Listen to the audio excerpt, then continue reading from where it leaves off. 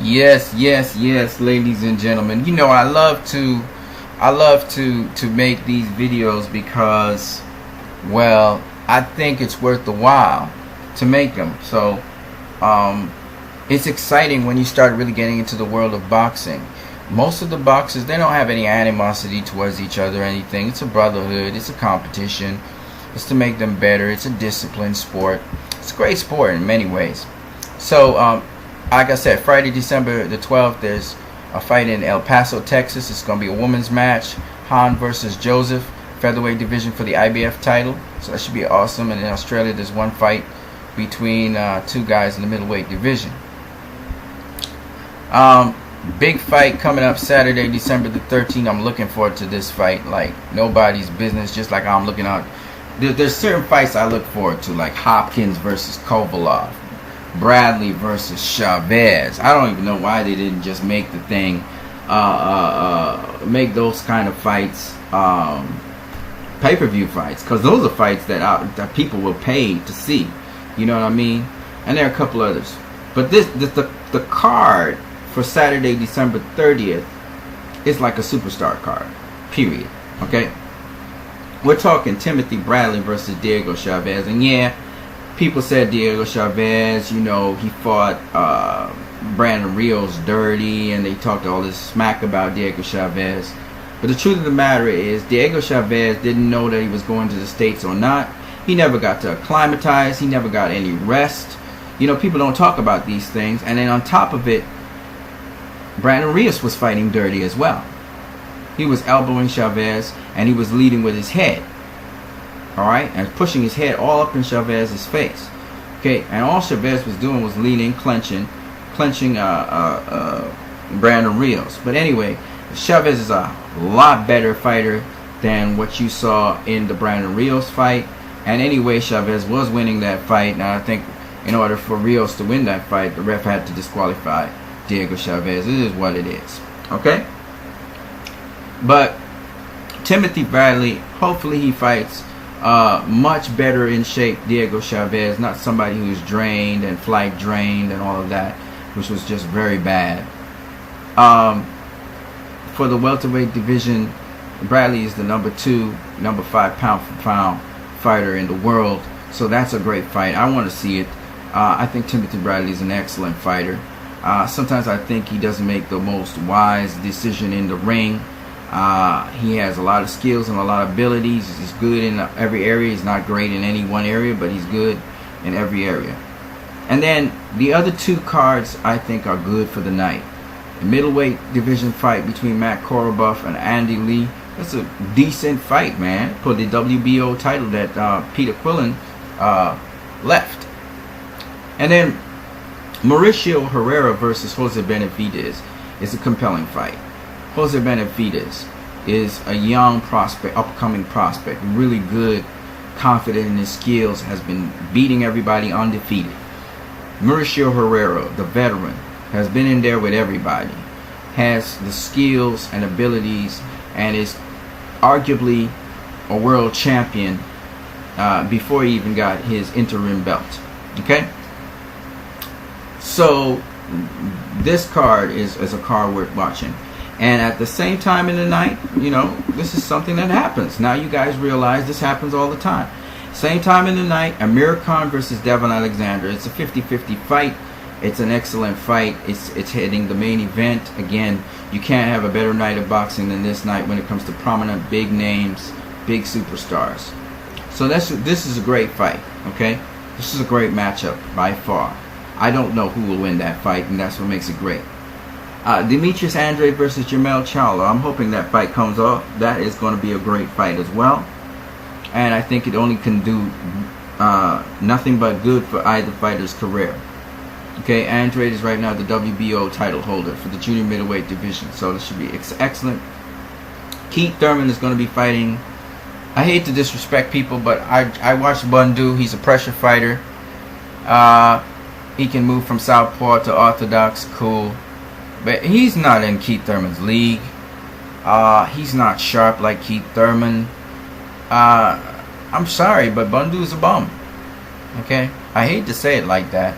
So I expect an early knockout with Keith Thurman knocking out Bundu. But nonetheless, it's going to be an exciting night. And in South Africa at the same time, there is a junior flyweight division fight.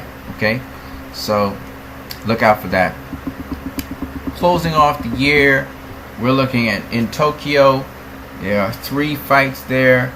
We have the #1 contender for the junior lightweight division. Uchiyama has the WBA title, and he's going to be defending against Israel Perez. So that should be something worth watching. Also known as the super featherweight division. And then Kohai Kono, junior bantamweight division. He's going to be defending his title again against another guy called Norbert Jimenez. And in the junior flyweight division, it was really small. Rosell is going to be defending his title against Taguchi. So it's only championship fights that entire night in Tokyo, Japan. Guys, you got to tune into these things or find them. You know, you might not be able to find them, but you know, you look out for them. And I don't want to go into next year. I just want to talk about this year. 2015 is going to be a fresh new year in boxing. So these are all the fights in 2015. A lot of fights. There are a lot of major fights, you know. I think the major fights I'm really looking forward to are fights such as this fight right here in Atlantic City, Hopkins versus Kovalov. Okay, that's a fight I'm looking forward to.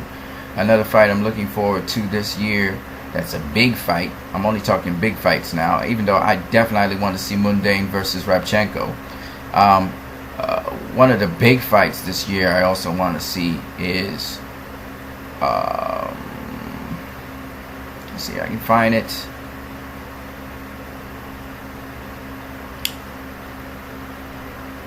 I want to see Vargas versus Antonio DeMarco. I want to see this fight. I'm not really interested in this fight, just like I'm not really interested in Mayweather versus Maidana. And they're going to make it look like Chris Algieri has a chance against Pacquiao. Maybe he does, maybe he even wins. I don't care. I really don't care about that fight. But this fight is a fight that's such a 50-50 fight that I'd love to see this fight. Vargas versus DeMarco. Okay? So I look forward to that one.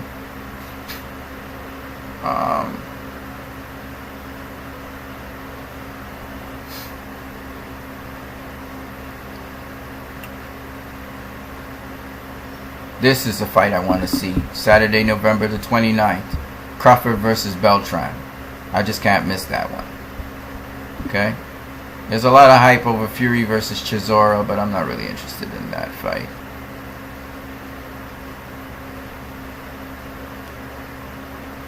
Lemieux versus Rosado kind of gets my attention. It does. Sort of gets my attention.